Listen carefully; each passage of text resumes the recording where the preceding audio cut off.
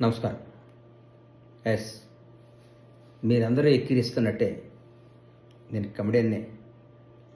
నా జీవితం అక్కడి నుంచే స్టార్ట్ అయింది. ఇంకో విషయం తెలియాలి. నేను హైదరాబాద్ బతకడానికి వచ్చినప్పుడు ఒక నిర్మాణ సంస్థలో ఇన్స్టిట్యూట్ అయిపోయినాక షాద్నగర్ తిరిగి వెళ్ళిపోవడం ఇష్టం లేక ఆఫీస్ బాయ్గా కూడా పనిచేశాను. నేను గర్వంగా చెప్పుకుంటా. అక్కడి నుంచి అగ్ర నిర్మాత స్థాయి దాకా ఎదిగా. చిన్న చిన్న వేషాలు వేసా. ఎందుకంటే నేను మేనేజ్మెంట్ కోటాలో లేను. మా నాన్న పేరు చెప్పుకోను, నా సంస్థ పేరు చెప్పుకోను, నా కంపెనీ పేరు చెప్పుకోను, నా పార్టీ పేరు చెప్పుకోను.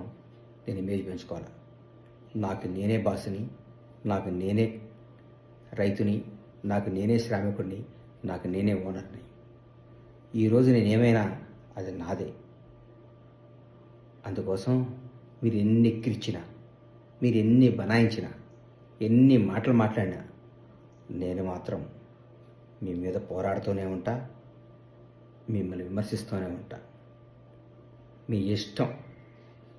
ఎందుకంటే నేను స్వశక్తితో, నా కష్టార్జితంతో నేను పైకొచ్చా. నాకు బ్యాక్గ్రౌండ్, ఫ్రంట్ రౌండ్ ఎవరు లేరు మీలాగా. జై కాంగ్రెస్.